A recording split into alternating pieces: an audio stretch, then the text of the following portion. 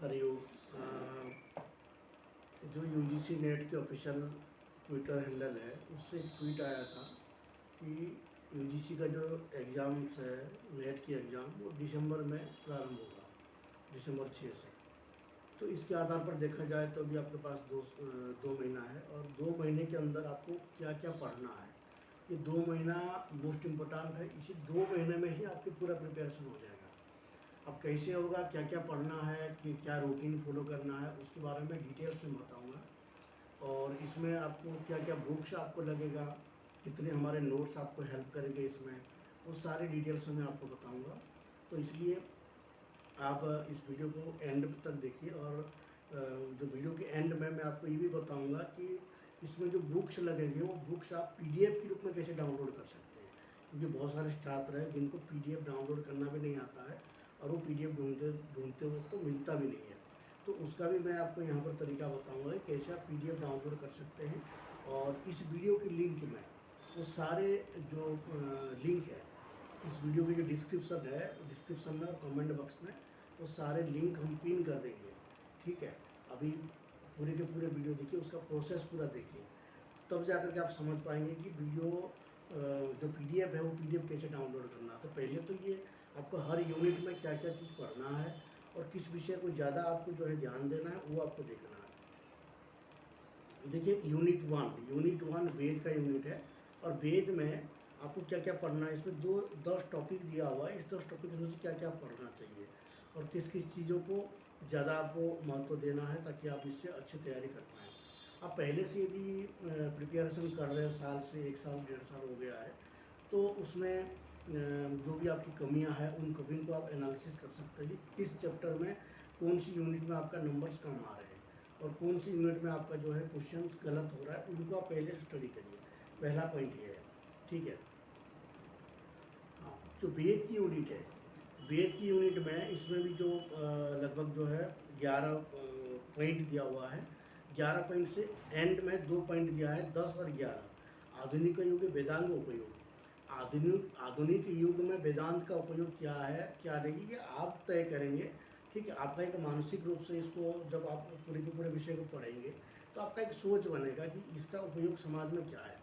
इसलिए इसके लिए कोई नोट्स आपको नहीं मिलेगा और ना कि भाव्य अनुसंधान चिंतन, इसके ऊपर कोई नोट्स मिलेगा। ये आपका जब आप सारे विषय पढ़ेंगे तो उससे जो रिलेटेड क्वेश्चन आएगा, ये एक क्वेश्चन आता है आधुनिक युग में वेद का उपयोग के बारे में क्वेश्चन आ सकता है और भाव्य अनुसंधान चिंतन में भी क्वेश्चन आ सकता है, पर वो आपका एंटायर जो पढ़े हुए विषय होंगे उस विषय को रिलेटेड करके क्वेश्चन पूछा जाता है। तो इसलिए ये बात को आप ध्यान रखिए कि ये दोनों का नोट्स आपको नहीं मिलेगा तो भी आपको घबराने की ज़रूरत नहीं है। अब जब आप सारे विषय पढ़ रहे हैं तो सारे विषय का एक निष्कर्ष होता है, वो निष्कर्ष यहाँ पर जो है आपको क्वेश्चन के रूप में आ जाता है कभी कभी। ठीक है, तो इसमें सबसे जो पहला दिया है वैदिक साहित्य सामान्य परिचय। वेदों के सामान्य परिचय में क्या क्या पढ़ना है। आप कोई भी बुक्स आप उठा लीजिए, चाहे आप पीडीएफ भी आपकी इसकी मिल जाता है। जो संस्कृत गंगा वालों की भी बहुत सारे वैदिक जो ऊपर इसका बुक्स है, उसमें वेदों की जो सामान्य परिचय है वो आप पढ़ सकते हैं। वेदों के ऊपर 4 वेद है, संहिता है, ब्राह्मण भाग है और वैदिक वेद है, उपवेद है। उपवेद में जो जो वेद आते हैं उन सब के नाम आपको जो है सामान्य रूप से अध्ययन करना है। तो इसलिए इतने सारे नोट्स हम हाथ से लिखेंगे या फिर तैयार करेंगे तो बहुत समय नष्ट होता है। इसलिए ये विषय को हमने नोट्स के बाहर रखा है। ठीक है, हमने अपने नोट्स में उसको शामिल नहीं किया है। वो आप बहुत सारे बुक्स है, किसी बुक से पढ़ लेंगे तो काम चलेगा। ठीक है, अब आता है इम्पोर्टेंट है ऋग्वेद संहिता में सर्ग विचार। इसी के ऊपर जो पूर्व सूक्त है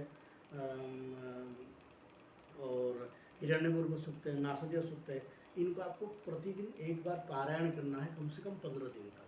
ठीक है, ध्यान रखिए प्रतिदिन एक बार इसको पारायण करना। पारायण यानी कि बस किताब उठाओ और उसको पढ़ डालो एक बार। ठीक है, इसको कहते हैं पारायण। तो ये आपको जो है एक टाइम में रखना पड़ेगा पारायण करने का। और मैं बता देता हूँ कौन कौन से विषय का आपको पारायण करना चाहिए। एक तो ये 3 सूक्त जो है इसको आप पारायण करना है 15 दिन तक, कम से कम 15 दिन तक आप पारायण करिए।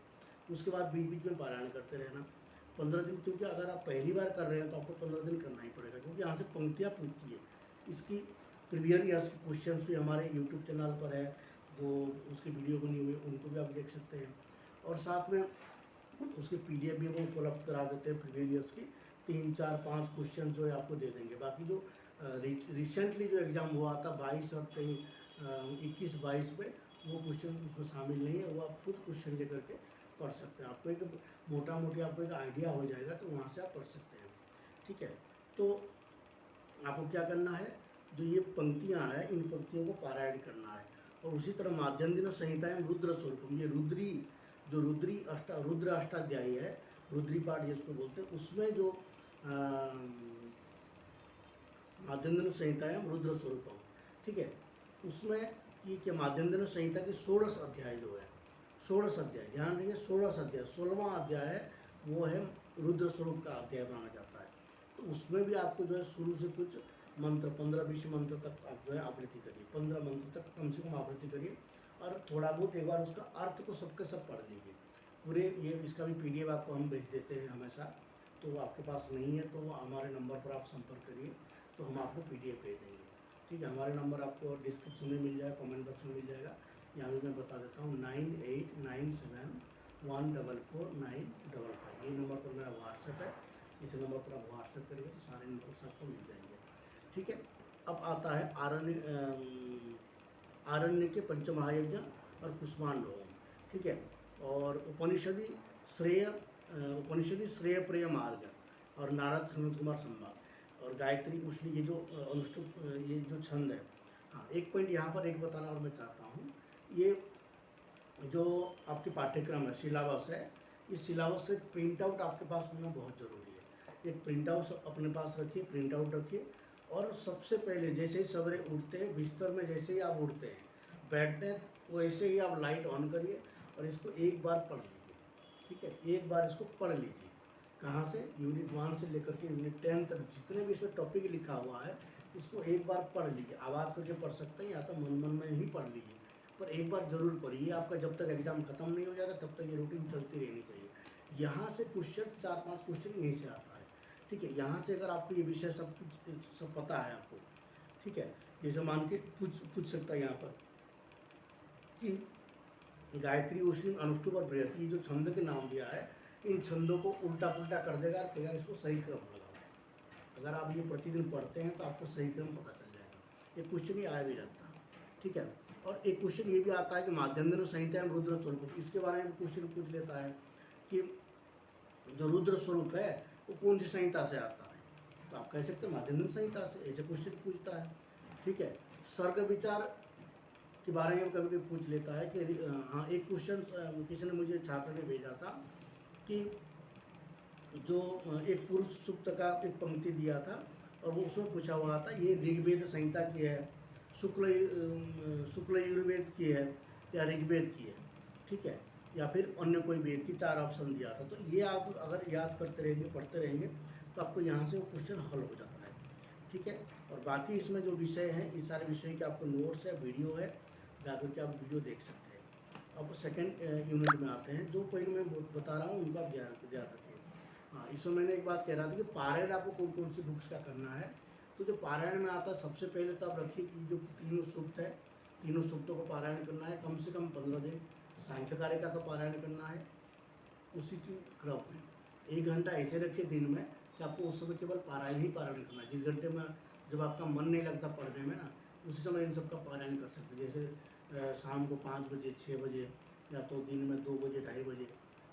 आपको कम से कम अगर नेट या JRF क्लियर करना है तो कम से कम आपको 8 घंटे का जो है मेहनत चाहिए। 8 घंटे अभी तय कर लिए कि जो 2 महीना बचा हो इसमें आपको 8 घंटे मेहनत करना है। अगर ऐसे कर लेते हैं तो मैं आपको 100% कह सकता हूँ कि आपका JRF क्लियर हो जाएगा। और जो छात्र पिछले बार एग्ज़ाम दिए थे वो ऐसे करके दिखाए हैं। ठीक है, बहुत सारे छात्र हमारे ग्रुप में है जिन्होंने ये किया है। 7-8 घंटे, जो 2 महीने 3 महीने की समय था उसमें 7-8 घंटे उन्होंने मेहनत किया, पढ़ते रहे। बस क्या आता है क्या नहीं आता उन्होंने ये नहीं देखा, वो पढ़ते रहे। और बहुत सारे छात्रों के इसमें JRF भी बन हो गई, और जिनका कुछ छात्रों की JRF कुछ नंबर्स रह गए तो उनका नेट क्लियर हो गया। जो नेट कभी क्लियर नहीं कर पा रहे थे, ऐसे भी छात्र भी JRF किए हैं पिछले बार। ठीक है, हाँ, उनकी कैटेगरी थोड़ा अलग अलग है, पर ऐसे कोई ज़्यादा कठिन नहीं है। ठीक है, तो आपको क्या करना पड़ेगा, जो तीनों सूक्त है इनको पारायण करना है, सांख्यकारी का पारायण करना है। योग सूत्र का जो समाधिपाद है उनमें मैंने जो वीडियो बना दिया, उन वीडियो में देखिए। कहाँ से कहाँ तक पारायण करना है, मैंने उसको दिखा के बताया है बुक्स की PDF से। तो वहाँ से वहाँ तक आप उसकी स्क्रीनशॉट लेकर के पारायण करिए, क्योंकि वो सूत्र पूछता है, ठीक है। और उसके बाद जो है आपको अर्थ संग्रह भी पंक्ति से पूछता है, तो अर्थ संग्रह के पूरे नोट्स आपको मिल जाएंगे। पूरे अर्थ संग्रह का वीडियो हमारे पास 4-5 वीडियो बनाया हुआ है, उन सबको डिटेल्स में पढ़िए। और उसमें क्वेश्चन भी मैंने बताया होंगी क्या क्या क्वेश्चन आता है, कैसे क्वेश्चन आता है, तो ये सारी चीज़ें डिटेल्स में उसमें बताया हुआ है, ठीक है। और नेक्स्ट जो यूनिट सेकंड है वो है व्याकरण का। व्याकरण में आपको पंचसंधि पूरे के पूरे पंचसंधि का वीडियो आपको मिल जाएगा यहाँ पर। समास के बारे में मैंने नहीं पढ़ाया, पर ये बहुत सारी चीज़ों में यूट्यूब पे आपको समास के बारे में मिल जाएगा। नहीं पढ़ सकते तो आप कुछ इसकी टेक्स्ट बुक्स पढ़ लीजिए, संस्कृत होंगे आगे पढ़ लीजिए, और भी किसी जो पब्लिशर होंगे उन सब का अगर आपके पास समास का विषय है तो उनको आप पढ़ सकते हैं। कारक है, कारक में जो विभक्ति पूछता है, इसमें प्रीवियस ईयर से क्वेश्चन को थोड़ा देखेंगे तो आपको बेटर लगेगा, ठीक है। और प्रत्यय में जो है तब, तबत्व, कृत्य, स्त्री प्रत्यय, मत्वर्थ, इसके बारे में पूरी नोट्स है और हमारे वीडियो भी बनी हुई है, आप देखेंगे तो आराम से इसको समझ जाएंगे, कोई ज़्यादा कठिन नहीं है, ठीक है। अब आते हैं तीसरा यूनिट में ज्योतिष में। नक्षत्र परिचय, राशि परिचय है, ग्रह परिचय है। नक्षत्र परिचय, नक्षत्र के स्वामी, राशि परिचय, राशि के स्वामी, ग्रह परिचय, उच्च ग्रह, नीचे ग्रह, इन सब के बारे में पूरे डिटेल्स में जो है आपको नोट्स में मिल जाएंगे, उनको आप थोड़ा सा देखिए। और दसवां भाव विचार के बारे में हमारे तो कोई ज़्यादा विशेष वो वीडियो नहीं बनाया मैंने, क्योंकि इसके बारे में थोड़ा सा काफ़ी गहन अध्ययन चाहिए। कुछ बोलते हैं हम, कुछ क्वेश्चन में और पूछ लेता है, क्योंकि अलग अलग आचार्य के अलग अलग बात होता है दसम भाव के ऊपर, तो इसलिए इनको भी कोशिश करिए थोड़ा कहीं से पढ़ने के लिए। और मैं भी प्रयास करूँगा कि इसके ऊपर कुछ आपको नोट्स दे पाऊँ। नवविध कालमान, इसके बारे में भी आपको जो ज्योतिष का नोट्स है उसमें आपको ये टॉपिक मिल जाएगा। तीसरा है पुराण इतिहास। पुराण इतिहास में एक तो महापुराणों के सामान्य परिचय, जो 18 पुराण है, और उस पुराण में जो जो खड्ड है, जो जो विषय है, वो आपको सामान्य रूप से जो बुक्स वगैरह होता है उनमें पुराण के बारे में जो मिलता है उसमें मिल जाता है। हमारे नोट्स में भी काफ़ी चीज़ें हैं। पुराण का लक्षण है, सृष्टि विषय का अवधारणा है, और राजतरंगिणी के नाम याद रखिए, उनकी जो राइटर्स है, कल्याण है, उनके नाम याद रखिए, उनकी कुछ बुक्स के नाम याद रखिए, यहाँ पर वो बहुत काम में आता है, ठीक है। और महाभारत में भीष्म पर्व के अंतर्गत गीता भी आती है। पिछली बार गीता से 5-6 क्वेश्चन 3-4 क्वेश्चन पूछ लिया था इकट्ठा, तो इसलिए गीता भी थोड़ा थोड़ा पढ़ते रहिए प्रतिदिन, तो आपको बेटर होगा।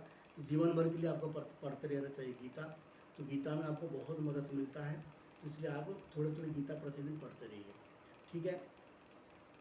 और हाँ, धर्म श्रोतांश, आचार्य विमर्श, विवाद विमर्श और प्रायश्चित विमर्श। धर्मशास्त्र के लिए कोई नोट्स आपको काम नहीं करेगा। इसमें ज़्यादातर आप यदि देखना चाहेंगे, मेरे जो थोड़ा बहुत धर्मशास्त्र के ऊपर नोट्स है वो क्या है, पुस्तक है, जैसे मनुस्मृति है, याज्ञवल्क्य स्मृति, इनकी टीका के नाम है, इनके टीकाकार के नाम है, इतने उसमें नोट्स में आपको मिल जाएगा। बाकी जो भी आपको पढ़ना है मनुस्मृति या धर्मशास्त्र, ये आपको पूरे के पूरे मनुस्मृति को पढ़ना पड़ेगा, क्योंकि कहीं भी किसी भी श्लोक से, किसी भी अध्याय से कोई भी क्वेश्चन उठा के पूछ लेते। यदि आप उसका पैटर्न पता हो, आपको वो सारे श्लोकों के अर्थ आपको पता हो, एक बार पढ़े हैं तो आपका माइंड में कहीं ना कहीं वो रहेगा, तो क्वेश्चन आप सॉल्व कर पाएंगे।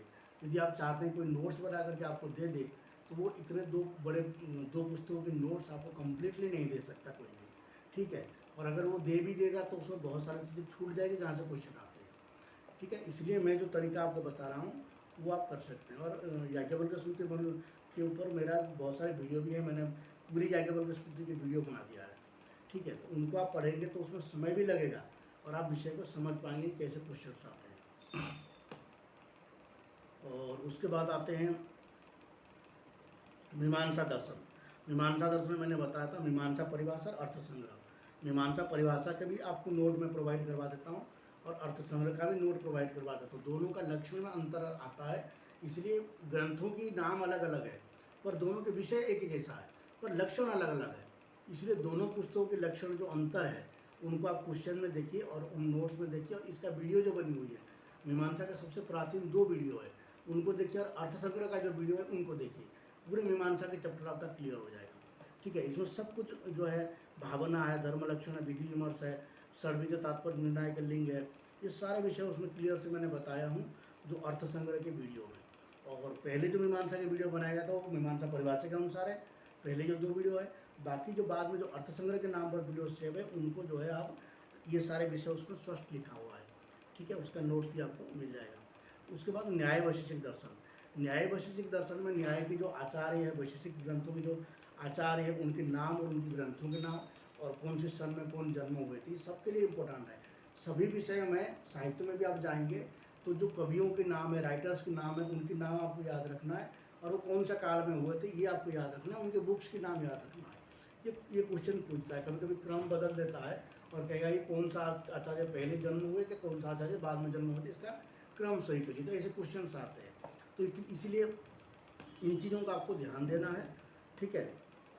और न्याय में जो पदार्थ विमर्श है, प्रमाण विमर्श है, शब्दबोध प्रक्रिया है, इनके ऊपर वीडियो जहाँ थोड़ा बना हुआ है उनको आप देखिए, ठीक है। और इसका जो मूल बुक्स है, आप लॉन्ग टर्म यदि आप पहली बार नेट की परीक्षा दे रहे हैं तो आप 1 साल का टारगेट लेके चलिए कि अभी से आप अगर स्टडी करते हैं तो आपको 1 साल के अंदर ये सारे विषय कम्प्लीटली तैयार होता है, ठीक है। आप 1 महीना 2 महीना में इसको तैयार नहीं कर सकते हैं। तो इसलिए इन विषयों को आप पूरे जो है बुक से पढ़िए। छोटे बुक्स जो है, एक तो तर्क संग्रह है, दूसरा है तर्कभाषा। तर्कभाषा को सामान्य रूप से पढ़िए, तर्कभाषा में ज़्यादा कुछ नहीं आता, कभी कभी पूछ भी लेता है, ठीक है। तो तर्क संग्रह का विशेष करके पढ़िए, तर्क संग्रह मूल पंक्तियों को पढ़िए, आवृत्ति करिए इसको, तो अच्छा रहेगा। और उसके बाद आता है वेदांत। वेदांत की नोट्स आपको मैंने दे दिया हूँ काफ़ी। इसमें जो वेदांत का सामान्य परिचय है, ये आप सर्वदर्शन संग्रह से भी आप इसको पढ़ सकते हैं। उसमें माधव वेदांत है, गौड़ीय वेदांत है, रामानुज वेदांत है, शंकर वेदांत है, ठीक है। ये सारे जो शैव परंपरा के वेदांत है, उन सारे विषयों को वहाँ पर देखा। तत्वमसी का जो वाक्य विचार अलग से वीडियो भी बना हुआ है, और ब्रह्मस्वरूप के ऊपर भी विवर्त परिणाम में जो तुलना है वो मीमांसा परिभाषा से आया हुआ है, ये वेदांत परिभाषा से, और वेदांत सार, 2 ग्रंथों को आप थोड़ा अवलोकन करिए। ये सारे वीडियो आपको जो यूट्यूब पे हमारी मिल जाएगा। और सर्वदर्शन संग्रह में ये सांख्य तत्वादि, अष्टांग योग, समाधि, आगमेशु शिव शक्ति स्वरूपम, शून्यवाद, स्यादवाद, भक्ति तत्व, ये सारे वीडियो बना हुआ है।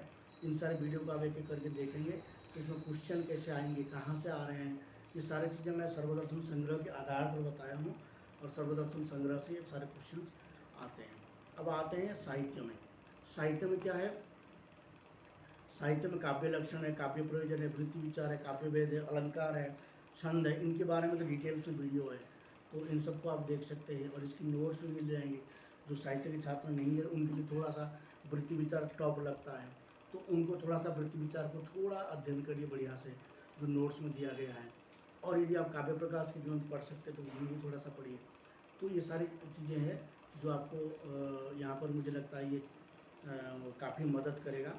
और सबसे जो इम्पोर्टेंट है वो है आपका रूटीन। आप दिन में यदि 8 घंटा 7 घंटा मेहनत नहीं करेंगे तो काफ़ी मुश्किल है। इसीलिए थोड़ा सा परिश्रम करिए। जो 2 महीना बचा है उन 2 महीनों में प्रयास करिए कि 2 महीने में ज़्यादा से ज़्यादा आप पढ़ पाएँ। हम भी प्रयास करेंगे कि यदि समय मिलता है तो मैं भी किसी विषय पर आपको बीच में जो है कुछ ना कुछ अपडेट देता रहूँगा। कोई टॉपिक के ऊपर कुछ वीडियो बना करके मैं ऐड करता रहूँगा। मैं कोशिश कर रहा हूँ कि मैं कुछ सिस्टम लेकर के फिर आऊँगा कि लैपटॉप के माध्यम से सारी क्लास हो जाए। तो कम से कम नोट्स में नहीं बना पाऊँगा तो भी मैं कभी फुर्सत मिला तो 1 आध घंटे की क्लास आपको दे दी, लिख करके कम से कम जो मेरे आइडिया है या फिर मेरे मन में जो मुझे जो चीज़ें याद रहती है, और थोड़ा बहुत पढ़ करके मैं ये सब बताने की कोशिश करूँगा। देखते हैं क्या होता है। हाँ, मैंने कहा था कि आपको वीडियो कैसे डाउनलोड करना है, वो PDF कैसे डाउनलोड करना है, जो मूल बुक्स के, जो मैंने मूल बुक्स के बारे में बताया उसमें से एक है तर्क संग्रह, दूसरा सांख्य कारिका, तीसरा है आपको मनुस्मृति, याज्ञवल्क्य स्मृति, योग सूत्र, ठीक है, और सर्वदर्शन संग्रह। ये 6 पुस्तक की जो PDF कहाँ से मिलेगा, कैसे मिलेगा, उसकी डिटेल्स में एक नीचे में छोटा सा वीडियो मोबाइल से रिकॉर्डिंग करके मैं दे दूँगा, क्योंकि वो मोबाइल में आपको दिखाना पड़ेगा कि ऐसे डाउनलोड करना है। तो मैं आपको जो है उसका लिंक इस वीडियो के एंड में दे दूँगा। उस वीडियो को आप ज़रूर देखिए, वो 2 मिनट की 3 मिनट की होगी। तो उसमें जैसे मैं बताऊँगा, जैसे जैसे डाउनलोड करने के लिए आप वैसे उसको डाउनलोड कर सकते हैं। ठीक है, लिंक दे दूँगा, उस लिंक को देखिए और लिंक के बाद जो है आपको जो पेज ओपन होगा, जैसे होगा, जो सारी डिटेल उसमें